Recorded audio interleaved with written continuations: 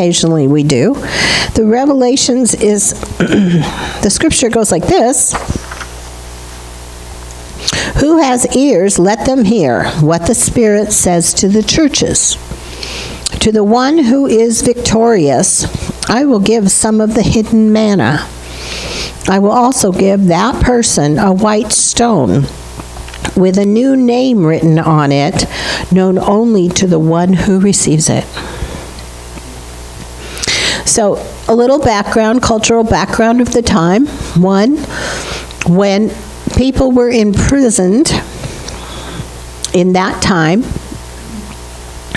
and they served their time, they were given a white stone, so that if somebody walked down the street and saw somebody who had been a criminal, they could come up to them and say, show me the proof that you served your time, and they could pull out a white stone, which had the seal on it or whatever to show that they had actually served their time and they were free. They had to carry that white stone for the rest of their life, I imagine. But it proved that they had actually done what had been ordered. What this process means to us is that all of us can be imprisoned from time to time in the consciousness of our mind. Our mind can put us in a state that makes it feel like we have no options, there's no way out, I'm stuck in this rut, I can't do anything different. And that is the prison that really is the hard one to break out of. Has anybody noticed? You know, sometimes the programming from your childhood or your past experiences just keeps rerunning and rerunning and rerunning, and to really understand that you are not your experiences. You are not your thoughts about your experiences, because you're not your thoughts. You are a spiritual being that has thoughts, that gets to choose what thoughts they have, that gets to choose how they characterize everyone in every situation. You are not thoughts, not feelings, not actions. You are the chooser. Now, with that high title of being the chooser in your life, you have a lot of responsibility. And most of us had made choices that weren't always in alignment with our highest good and health. But the thing that's awesome is that at any time, we can start again. Why do we do white stone at this time of year, at the beginning of the year? Because even though in our church, if I say anybody made any resolutions, most people say, I gave up making resolutions as my resolution. You know, I resolved to never make up resolutions. But there's a lot of people that do look at the new year as this energy, this wave of energy of change. It's a good time to take on a change in your life. It's a good time to become a new creature. You know, the Bible, I think it was Charles Fulmer's, one of his favorite was, be not conformed to the world, but be transformed by the renewing of your mind. That means change your thinking, change your life. Happier thoughts make a happier life. It's really simple that way. So that's where white stone comes from. The white stone that we gave you today is your symbol of you are free from your own self-created mental jail. Is everybody feeling like they're walking out of their jail doors? Okay. The rest of this process is to actually go into meditation. And white stone is after you're out of jail. See, we actually got rid of all the whatever it was we had to get rid of to get free last week. This week is when we sit with Spirit and ask, now what is ours to do? Sorry. Can't control it. I'm not choosing it though. Okay, so So the white stone is about, what do we do now? Where is our life going to take us now? What is ours to do? What part of this world is calling me into greater expression? And so what the white stone is for us to actually think about, where do I put my spirituality, my love, my life, my understanding into practice? Let's talk about a couple of things in that. When in Revelations it talks about the church. The church is really your spiritual consciousness. If you look at it from a level of description of what your spiritual consciousness looks like, it's the church. Now, some people go to churches that are kind of run down and old and need help, and some people go to really fancy swank churches where you dress in tuxedos every Sunday and sip margaritas afterwards. Where is that church? Dust those tuxedos off, huh?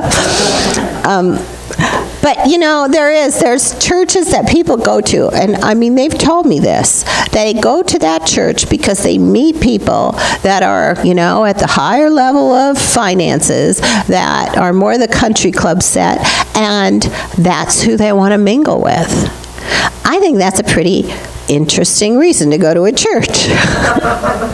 But it's true, people have come to this church, and their idea isn't to come for spiritual food so much as to, invite everybody to hear about their new water filter or sell them something else, You know how that is. Sometimes at church you get that life insurance salesman that's telling you how great whole life insurance is, and you just, I think my coffee needs to be warmed up, excuse me. There's churches that are at every stage of consciousness. Every stage of consciousness. And if I look at this church, I think we are a family church. We all work together, we're all in a community, and when we do something like White Stone, we do it so all of us can be lifted up. One of the things that people like to have a lot, and it's very good, is people have ideas, and I'm really interested in ideas about how we can impact the community, how we can give more, how we can help more people in very physical ways, without making them convert, without making them sit through a sermon or anything else, just loving kindness. Just loving kindness. How can we express loving kindness better? And so there's ideas. So we have this rule here. If you have a good idea of something we could do in the community that would make a difference, find 2 other people that think it's a great idea too, and then come and talk to me about it. Because if I get at least 3 people excited about an idea, unless it's something like, the National Rifle Association meeting here or something, we're going to go for it. If it's going to help people, we're going to go for it. So I just want you to know that today is the day where God is going to give you that what should we go for idea. The real currency of this world is not money. It's ideas. Ideas can take us anywhere. And every single one of you sitting in this room is a fountain of divine ideas. We all have them all the time. And today I am hoping that you will have that experience of touching the Christ consciousness so deeply and powerfully that without you even knowing what you're going to write, you write something on that white stone, and it becomes a meaningful description of the new nature or message you're going to give out to the world. We give out messages all the time. We're constantly broadcasting. We're broadcasting every time we smile. We're broadcasting every time we frown. We broadcast with our words, with our actions, with our emotions, with our auric field, with energy. We're always broadcasting our consciousness into the world. And sometimes it's really good to say, okay, this year, I want to focus on this aspect of the divine. So what I'm broadcasting this year is this or that. You know, when I meditated myself personally before this to find out what I thought our theme should be for 2017, and I always do this. I always do a collective one where I meditate and ask for the theme. And the theme I got for this year was inclusive change. Look at the world. It's just changing so quickly, it seems like. In fact, I'm reading this book, and it's really fascinating. And it's called Thank You for Being Late. Anybody read that? Well, this book is all about the new technology. And what it makes a case for is that technology is running like this, and our ability to adapt to it is running like this. So we have this place where things are happening so fast that the sensors, you know, I'm reading about garbage cans with sensors on them that have automatic compactors inside that call the garbage company when they're full and tell them to come pick up. I mean, we've all seen the cars that are going to drive themselves. If we all went to cars that drove themselves or calling up for automatic cars to take us places, no more car insurance. I think that Michigan would probably go broke because they charge so much for car insurance. But there's all these other industries that, you know, have to do with driving people to the airport and, you know, buses and all these things. And what would we do? All this is going to change with technology, and it's changing so rapidly already. And I can't even get my iPhone to do all the things I was supposed to do yet, and I've had it for over a year. I'm on that curve where the technology is going faster than my ability to adapt. And so the book is called Thank You for Being Late, because there's so much pressure on all of us to keep up. You know, that's why I think the millennials have kind of a disdain for the baby boomers, because we're not keeping up. I mean, some of you are, I know, some of you are geniuses at this. But some of us are just struggling to make our DirecTV work right. You know? To get those porno channels off my TV. How do I do this? You know what I mean? And it's like frustrating. I don't know for you if you get frustrated by this stuff, but I call them and how do I do this? I don't want this on my, and they go, oh, just push this button and then everything's gone, right? I have 4 channels left. I mean, I don't know. It's weird. When we take on a change of mind and heart, it's called metanoia in Greek. When you take on a change of mind and heart and decide that you're going to take the time to be late, or you're going to sit and use that time when someone's late to become more peaceful, to send out some love to someone, to pray for someone, to do something different than you would normally do, which might be get frustrated and upset because they're not there on time. If you could just take that and flip it to, oh, what a gift to be able to sit in this coffee shop, sip some coffee, and just relax and not have any place to go or anything to do. You know, we need to, if we're going to keep up, if we're going to make all this work for us, we need to meditate more, not less. We need to rest more, not less. You know, I want to just have you think about this. There is a lot of there's a lot of kids that are looking for scholarships, and I heard this story about this young woman who was looking for a full scholarship to Stanford. Stanford's a really prestigious school, and there was 12 scholarships available, and there were 3,600 applications.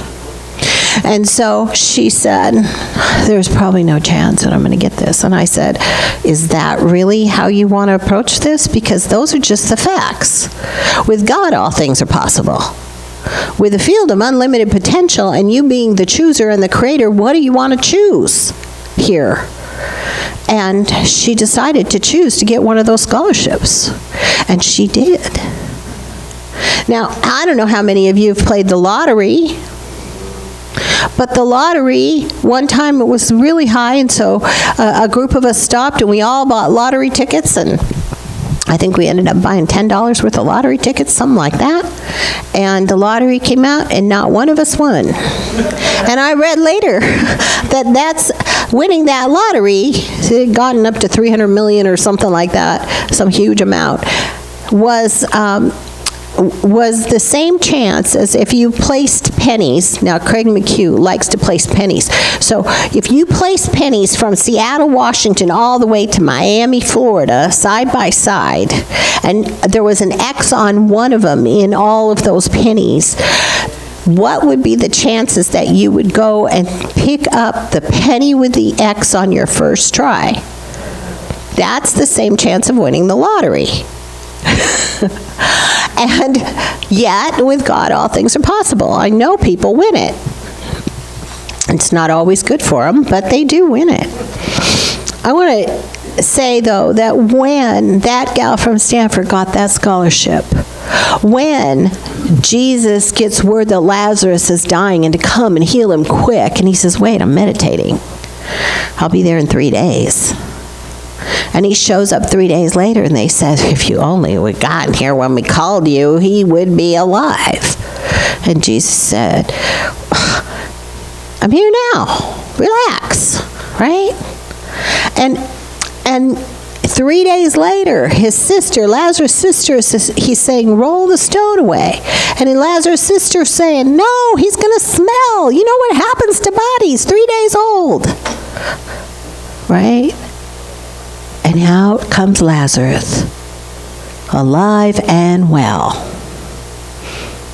And now, what does Lazarus become? He becomes a testament to the unlimited potential of this universe and the creative divine power within him and all around him. Now, when Lazarus walked down the road, they go, hey, that's that guy went to his funeral. And there he is, walking around. It inspires other people. What I hope comes on your white stone today is something that will be a testament to your spiritual life. That when you walk down the street, they'll say, I know that guy. He's the kindest person I know. I know that woman. She's got the most generous heart of anyone I've ever met. I aspire to be like her. Okay, that's what we're going for here. So, as we get ready to do this meditation, I want you to hold your white stone in your hand. You've got a black marker, right? And that black marker is what you're going to write on the stone with. Until it dries, it's smeary, so don't touch it until after it dries. We're going to start with a little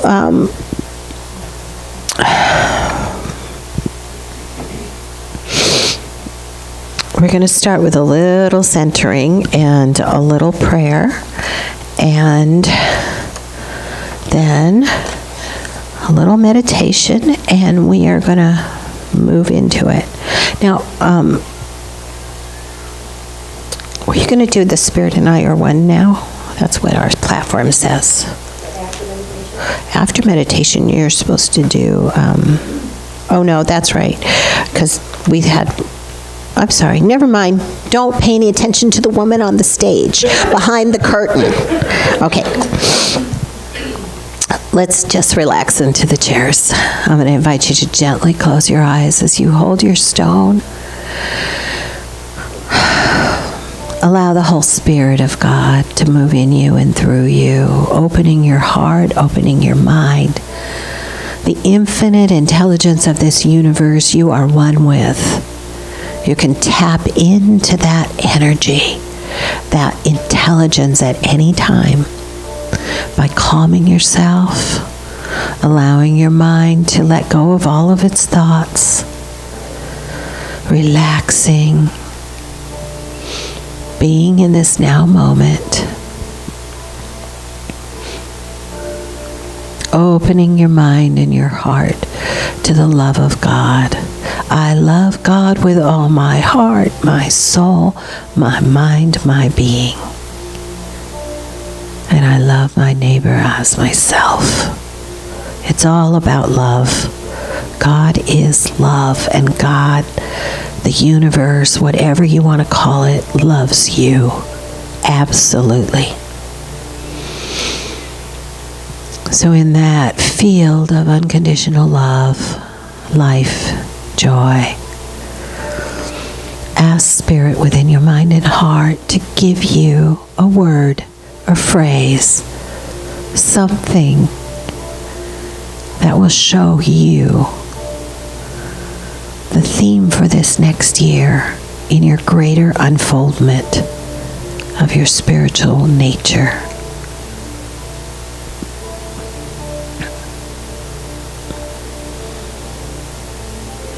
So we're going to go into the silence now, and whenever you feel guided to write something, just pick up your pen and write it on the stone.